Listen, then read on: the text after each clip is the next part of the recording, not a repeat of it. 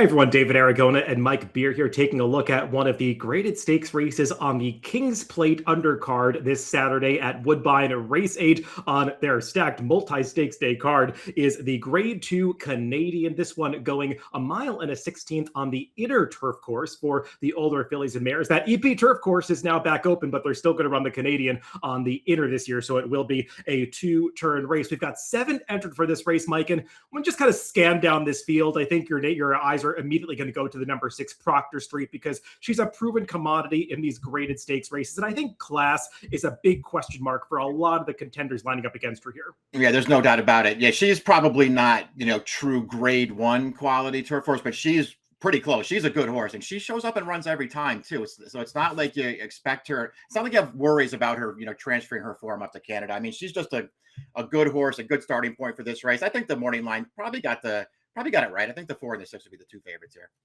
Yeah, Proctor Street hasn't exactly gotten to the winner's circle lately, but maybe some slight class relief going up to Canada to face this field could work out for her. Let's start to go through this field, beginning with the rail runner, the number 1 Lupa, Mike. And, the pace projector shows her with a slight early lead. I mean, this filly, though, she could open up quite an advantage on this field if the rider lets her go early, because I'm sure you noticed, Mike, when you watch her replays, she kind of wants to be a runoff in the early stages. She can be very tough to rate. Her jockey, Fraser Abley, does seem to have a good rapport with her, and he keeps a lid on her early in her races, but she wants to go early on. So how fast she goes up front is going to be key to her chances to wire this field. But Mike, she's one of those where I think class is a big question mark because she hasn't exactly faced runners like this along the way. Though I will say, at a big price last time, we'll take a look at her most recent start, the Grade 3 Trillium.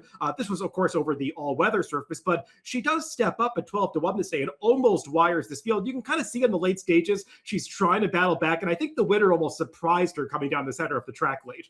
Yeah, I think you're right about that. The other thing that I would just point out about this race is it's a mile and an eighth, and she gets to go a little bit shorter here as they come back to turf, and I think that could really help her. I mean, this is a good performance, man. She certainly stepped up and acquitted herself well in a tougher spot. They're just getting nailed on the wire. You're right, though. I mean, we'll see how headstrong she gets early in this race, because that's been a real issue for her, at least in the first 2 starts this year as a 4-year-old. Hasn't rated exactly kindly, but man, does she fight through the stretch.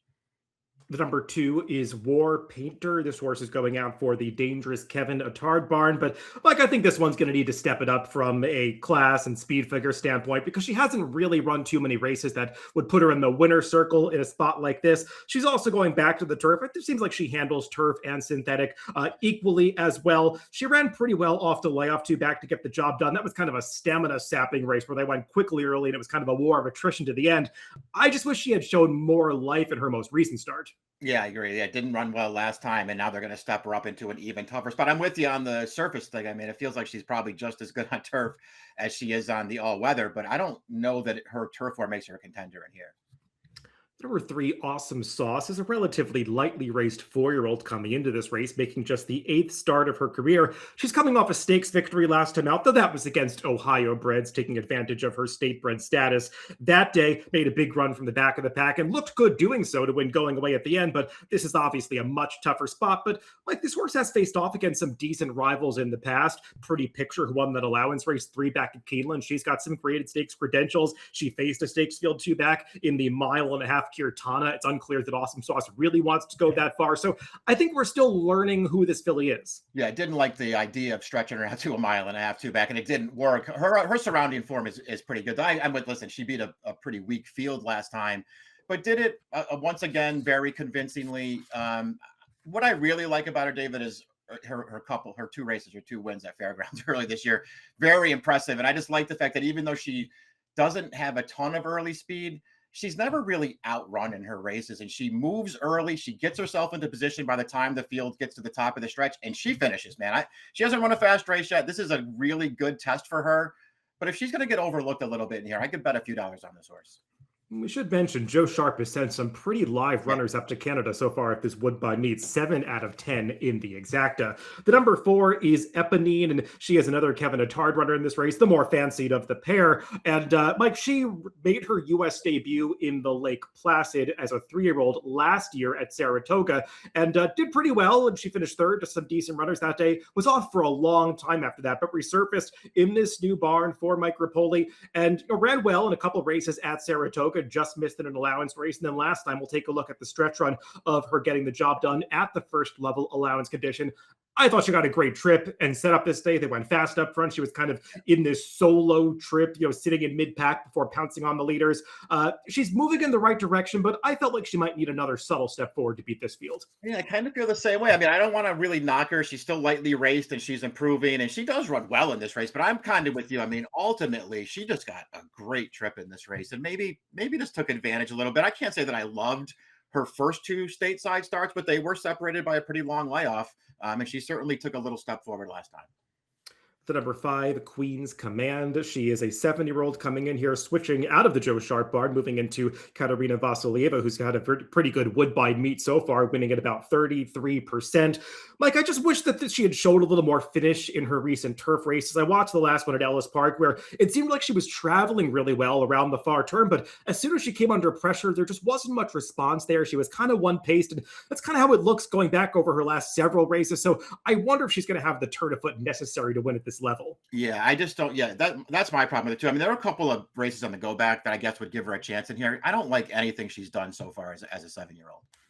The number 6, Proctor Street, like we said at the start, she is strictly the one to beat in this race. She's got form against superior rivals to the ones that she meets here.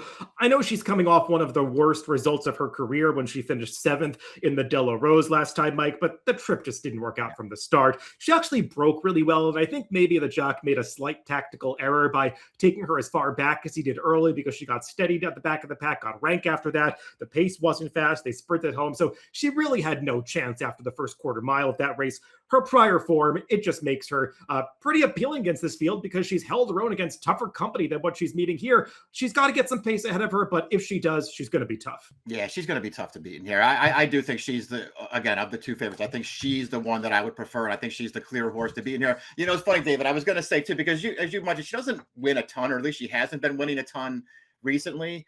And I was thinking, like, I don't know, is Proctor Street really the kind of horse that you want to take a short price on in any race? But then you start going through a form. It's not like she's ever a really short price. And when she is, she shows up. She's been 2-1 or less 3 times in her career, 2 wins. And in one of those, she was beaten a length by dynamic pricing. I mean, a horse would be odds on in this race. So, I mean, when she's well spotted, she actually shows up and she's hard to beat.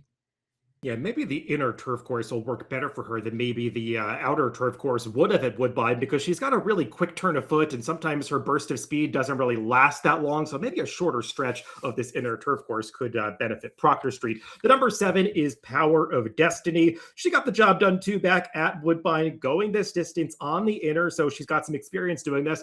Beat Majaz. We actually just saw come back to run, I think, a good 3rd at Saratoga earlier this week.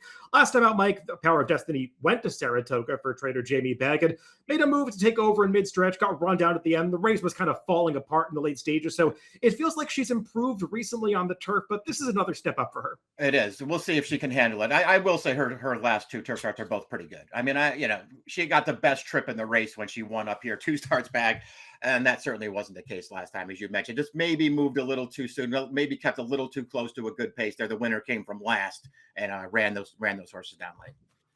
Let's go to our picks for this Grade 2 Canadian on the King's Plate undercard this Saturday at Woodbine. Mike, where are you going to land in this one? I'm not really against Proctor Street. I have her second. I do think she's the horse to be in here. But if I'm going to bet the race, I'm going to take a little shot with the 3 Awesome Sauce. I just hope that she can handle the step up in class. I really do like her recent form. Yeah, I did not get creative in here. I just thought Proctor Street looked like the class of the field. I thought the circumstances could suit her in this race. I'll be interested to see how far the number 1 Lupa can take them on the front end if they're able to keep a lid on her early, because I think she is a threat to wire this field, but Proctor Street's class just won out for me. 6-1-4-7 for me and 3-6-4-7 for Mike in the Grade 2 Canadian on Saturday at Woodbine. Good luck if you're playing the races this weekend.